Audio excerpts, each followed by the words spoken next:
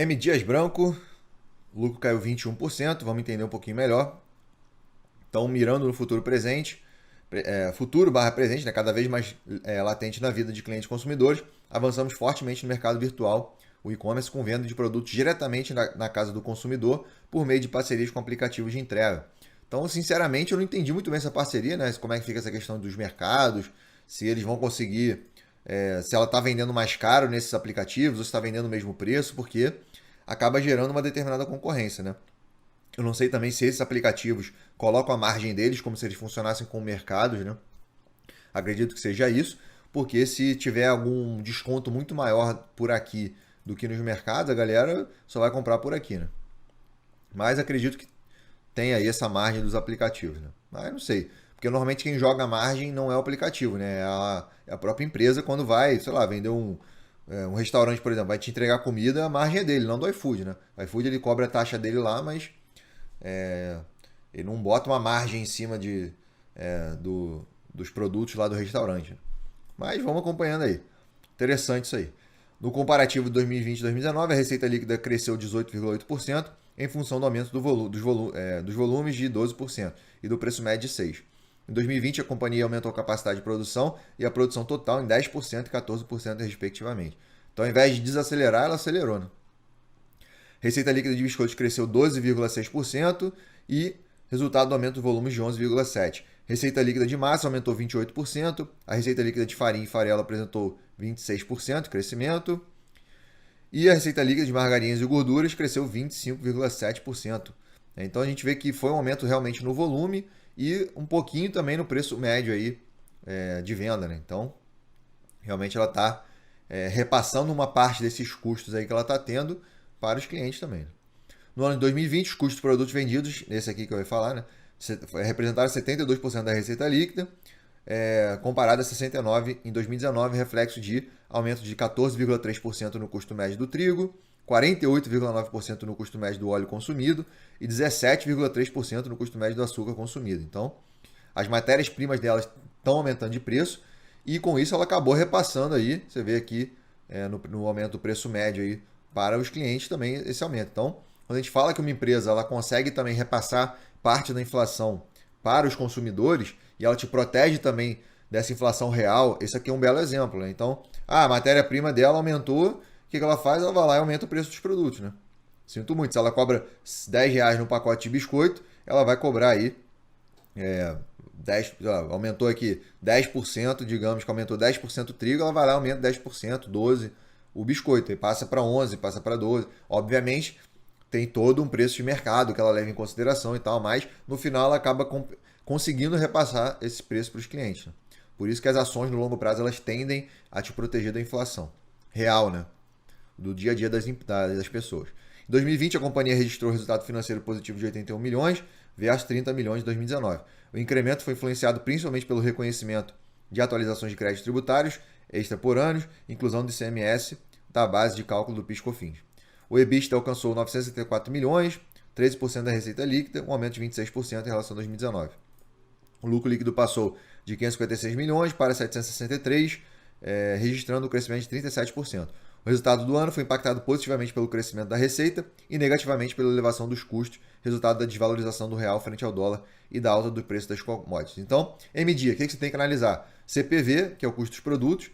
Por quê? Porque se as commodities aumentam, o dólar aumenta ou algo do tipo, o custo de matéria-prima dela aumenta e aí ela obviamente ela faz um preço médio, né, no custo dessas matérias-primas, ela vai comprando em vários momentos para poder evitar sustos, né? Mas e normalmente ela consegue ter um preço abaixo do mercado ali, um preço médio abaixo do mercado. Então isso não é nem tanta uma preocupação de disparar e tal, mas pode impactar mais para frente do que mais para trás. Então, como ela faz esse preço médio, ela acaba conseguindo repassar esse aumento para os consumidores, né? E também não tanto quanto esse aumento, porque como ela consegue ver esse preço médio, ela fica com preço abaixo do mercado e aí ela não precisa aumentar tanto assim o preço dos produtos, né? Você vê que o biscoito, o preço médio aumentou 0,8 só. Massa aumentou 4,8. Aí sim, farinha e farelo 16 e margarinas e gorduras 17. Tá? Então foram as que sentiram mais aqui. Mas obviamente, né, os produtos ela mistura de tudo isso aqui, né? Então, assim, a MD fica de olho no CPV. Ela aumentou bastante o volume, principalmente por causa da quarentena, né? Em 2020 aí, muita gente foi mais em casa e tal. Então, acredito eu que tenha sido isso também, o aumento da receita.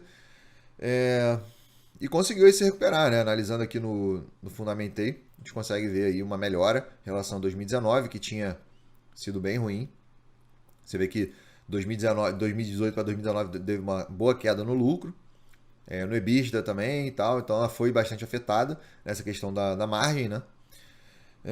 Só que o que aconteceu? Em 2020 aumentou muito a receita e com isso acabou compensando também, voltou a aumentar o EBITDA e tal. Você vê que ela fez praticamente o mesmo EBITDA com mais de 1 bilhão de receita a mais que 2018, então ela realmente perdeu um pouco de margem por causa do CPV. Né? Então isso aqui é muito importante se analisar na MDIA e ficar de olho, né, no resto. Você vê que a dívida não é nem tanto problema, tem mais dinheiro em caixa, quase a mesma coisa de caixa do que dívida, gera caixa positivo.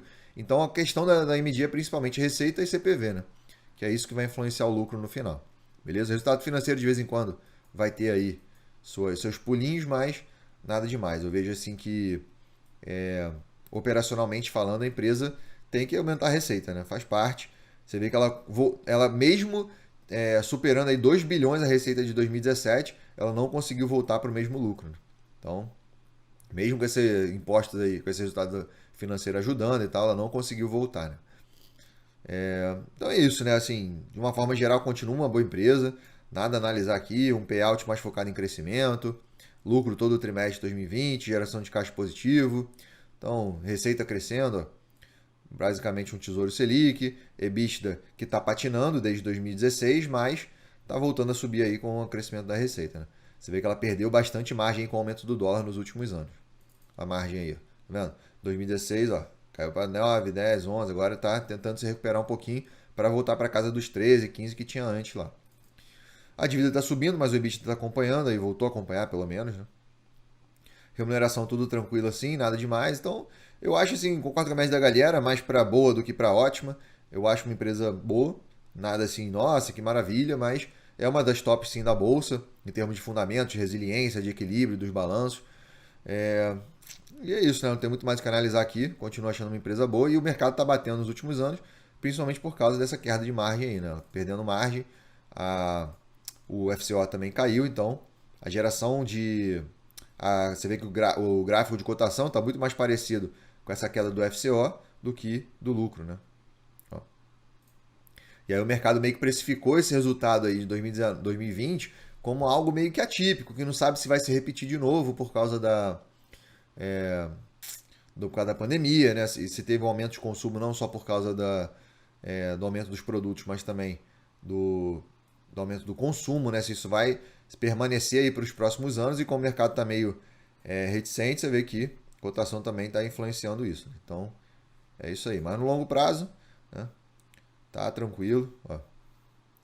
Você vê que a cotação vinha subindo aí enquanto ela estava dando bem e aí o lucro foi caindo, né? Ficou um eletrocardiogramazinho, o mercado precificou essa piorzinha. No longo prazo, tá tranquilo aí, tá de boa, faz parte.